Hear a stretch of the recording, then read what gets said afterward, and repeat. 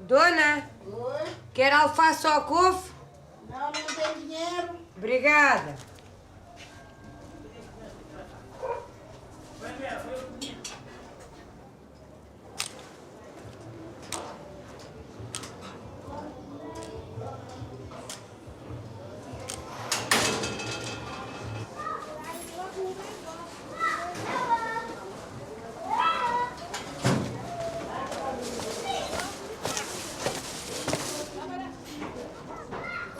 Segundo João Bernardo da Costa, existe uma lenda que em determinado momento da gravação de Ossos, filme do Pedro Costa de 1997, Wanda Duarte, a atriz, uma das atrizes principais no filme, chama o Pedro Costa e lhe põe em questão a respeito dos objetivos e das potencialidades desse tal cinema.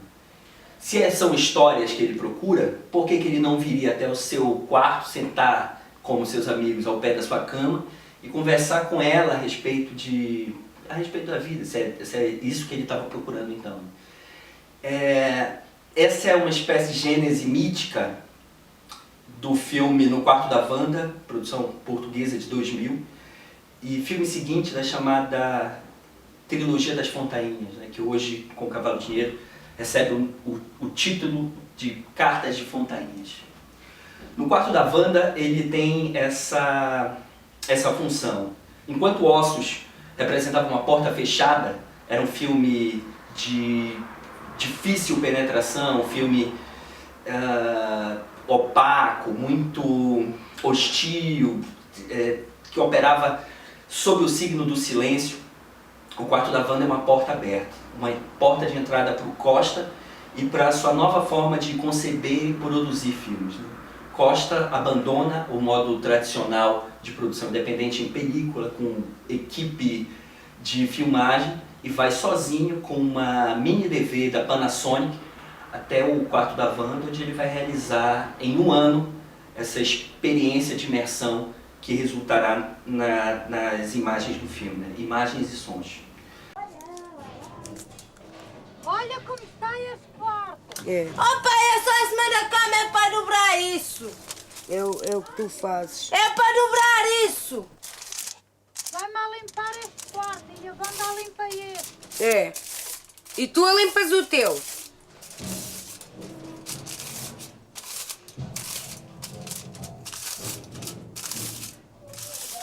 Vá, cada uma no seu quarto. A ver quem é que acaba primeiro. 1, 2, 3. No Quarto da Wanda ele já nos interessa desde o título, porque é no Quarto da Wanda e não o Quarto de Wanda, que seria um título mais comum de filme. No Quarto da Wanda é quase o título de um quadro. E ser no quarto implica numa intimidade, numa invasão. E ser da Wanda e não de Wanda, não de qualquer outra Wanda, também corporifica esse projeto. O processo, então, ele tem uma localização espaço-temporal física muito determinada. E do Quarto de Wanda, nós vamos experienciar essa aventura existencial que corre em 3 linhas, por assim dizer.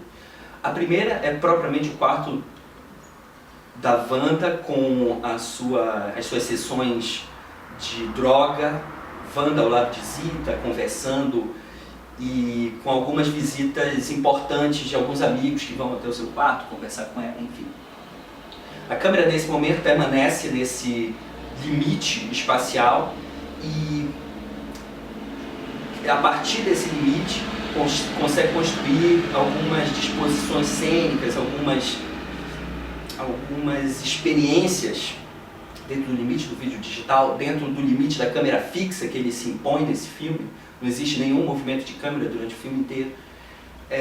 Fazer investigações desse corpo, desse espaço e entender de que maneira a duração cinematográfica pode oferecer um tipo de imersão afetiva, um tipo de imersão emocional, estética nessa existência e nessa experiência. A aventura é a aventura do Nhurro, uma figura meio nebulosa, e é curioso, a cena de apresentação dele lhe mostra nu tomando banho, com uma espécie de fumaça fantasmagórica saindo do seu corpo, enquanto ouvimos o som da terceira história, que é a história das Fontainhas. A história do Nhurro, ela é a mais misteriosa, a mais elíptica. A gente sabe que é um rapaz negro de origem cabo-verdiana, também dependente químico, que durante o filme vai pulando de casa em casa, entrando pelas janelas, na busca de uma moradia e de um lugar seguro para o consumo da heroína. Esse personagem então vai agregando outros viciados, outras narrativas, outros personagens, e das suas histórias e de um certo senso de arrumação fundamental, de asseio do espaço, de asseio físico, em meio à degradação absoluta, alguma vontade de retenção de alguns princípios que os conectariam a uma humanidade perdida, a alguma coisa que lhes dignifique, nem que seja a limpeza do lugar onde dorme. Essa narrativa vai também conter uma radicalização no estudo que o Costa dispõe das virtudes pictóricas da imagem cinematográfica. A gente já percebe uma certa afiliação a uma iconografia religiosa em ossos, um certo interesse pela pintura, que com a câmera mini DV e com a disposição que ele se oferece no processo do quarto da Wanda é radicalizado. Aqui ele me parece se afiliar a uma certa tradição da Era de Ouro da pintura holandesa, com esses claros-escuros, com a presença das velas, com o interesse num limiar da invisibilidade e no estudo das potências reveladoras da luz, que nos faz pensar em Vermeer e sobretudo o Rembrandt. O Costa consegue, na maneira mais precária da sua produção, enfim, numa forma muito simples, reconhecer nos seus personagens alguma coisa que o Rembrandt reconhecia nos dele, entendendo as virtudes do espaço, as potências da cor nesses espaços, a maneira como a luz se comporta dentro dessa rede. E isso é uma coisa encontrada, não é uma coisa buscada, né? A gente pode pensar isso um pouco na maneira como a história da arte respira no seu cinema, de que não se trata de um campo referencial. Se trata de encontrar nessas figuras periféricas uma nobreza, uma virtude, uma grandeza, uma beleza que alguns pintores em outros tempos encontravam nos seus personagens. A tesoura, Zita. Eu tinha, a velha tinha na cabeça. E eu também tinha, mas perdi a cabeça.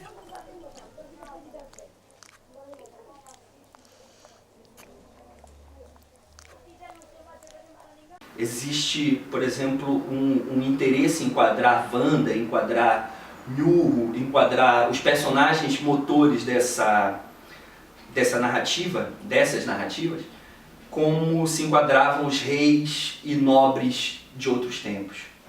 Como os pintores ofereciam em seus retratos figuras essenciais, assim, dotadas de uma grandeza que de alguma maneira Costa encontra nos seus personagens e seu universo. Ao mesmo tempo, esse interesse, que a gente pode chamar de olho de pintor do Costa, ele se estende para essa terceira narrativa, que seria uma narrativa das Fontainhas, né? Enquanto os dois núcleos dramáticos estão em processo de autodestruição, Fontainhas também se destrói, agora respeitando um processo civilizatório de urbanização do centro de Lisboa. As favelas das Fontainhas vão ser demolidas para que possa passar ali uma espécie de rotatória, um encontro entre rodovias. E esses moradores vão ser realocados num conjunto habitacional chamado Casal da Boba. Enquanto essas máquinas, que são como monstros, né, com seus olhos vidrados, a sua voz infernal, vão destruindo aquelas casas e demolindo de alguma maneira a sua história, Costa, num exercício desesperado, tenta reter nos seus retratos e nos retratos que faz dos seus corredores, das suas passagens, alguma coisa de uma vida que se esvai. É muito interessante a gente perceber que no coração do filme existe o trajeto de um portão que tem uma estrutura de arco, que é o portão da casa de Tina em Ossos. Aquela casa que ele conhece, aquele portão que ele tinha filmado, ele vai ser destruído. A casa vai ser destruída e aquele portão se retém como uma espécie de resistência de uma história que, graças a um movimento terrível do processo civilizatório, vai se perdendo. Então, Costa faz uma narrativa daquelas ruas. Em primeiro lugar, entendendo como esses labirintos trazem alguma coisa ainda daquela terra dos mortos que vimos em Ossos. Né? Existe uma espécie de presença infernal ali, em primeiro lugar pela onipresença nos corredores e vielas das fontainhas do fogo. O fogo e a fumaça. É como se fossem bocas infernais em que, de alguma forma, esse processo, um processo maligno se registra. E também, de maneira mais material, são os churrascos tão importantes para esses personagens, para esses moradores, e que serão proibidos quando eles se mudarem para os conjuntos habitacionais. Costa filma as fontainhas como uma rede bizarra de fios, de concreto, de árvores mortas, de fogo, de pessoas, de muitas crianças. E nessa rede, nesse labirinto, nós nos perdemos, assim, sem referências topográficas, sem referência que nos localize, nos ajudem a nos localizar nesse espaço. A função dessa narrativa do espaço é que nos percamos nela e nas suas belezas, né? Que no meio dessas paredes, no meio desses escombros, existe uma beleza essencial, que o Costa registra. Esse dado de perturbação e de desorientação se prolonga também, sobretudo, na banda sonora. Já em Ossos, a gente vê que cada cena contém a sua paisagem sonora e outra do entorno. Seja o choro das crianças, sejam as vozes dos vizinhos, seja um diálogo que acontece no cômodo ao lado, seja... De alguma forma, esses filmes são contaminados por uma paisagem sonora hostil, quase que transforma, quando batem no microfone, em qualquer ruído num som metálico, num som, ele também infernal.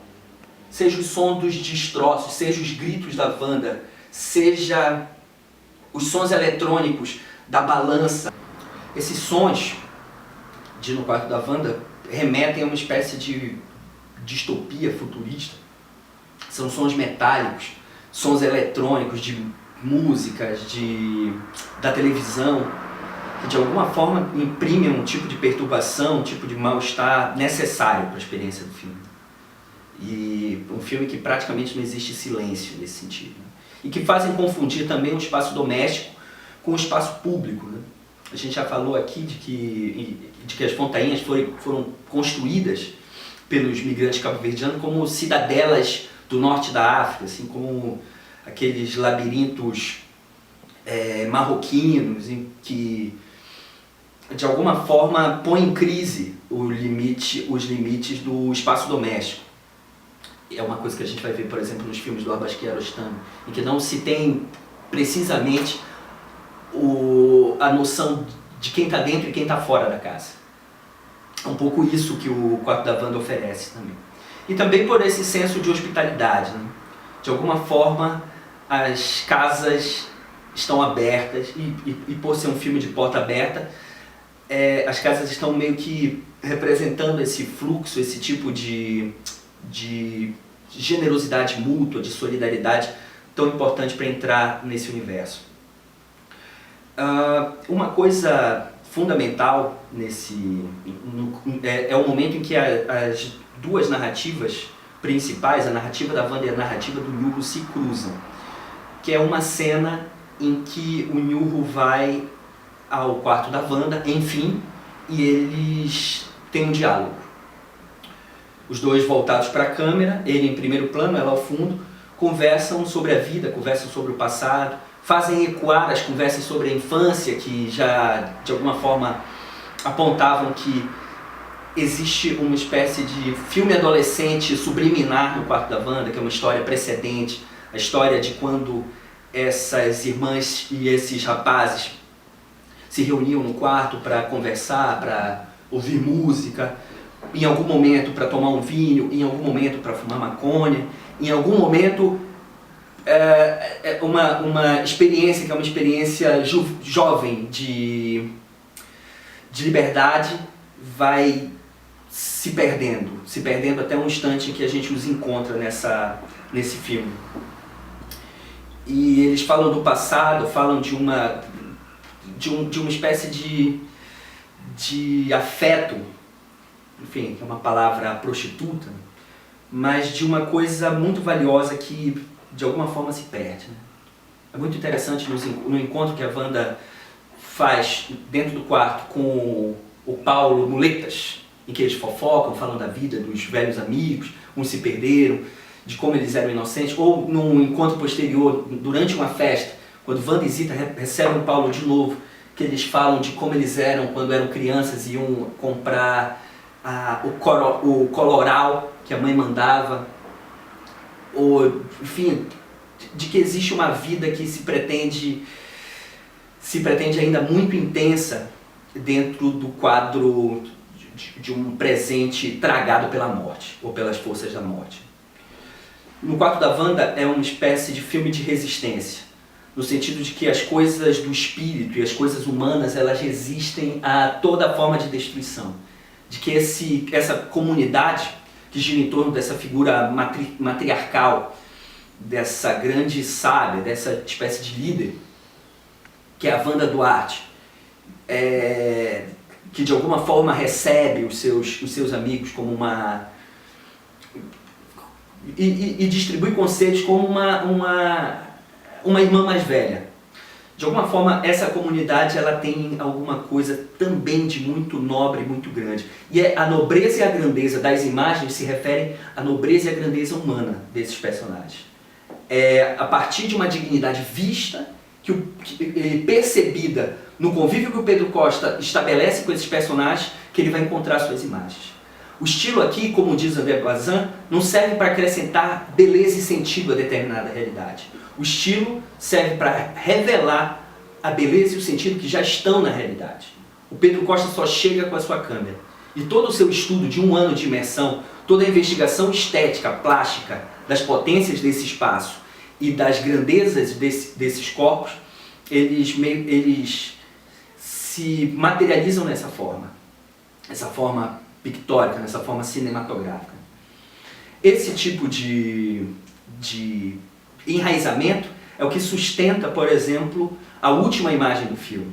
No último plano do filme, antes de uma imagem, antes de uma não imagem, né, a tela preta com uma música que sobe antes dos créditos, é a imagem de um pilar de uma casa recém-destruída.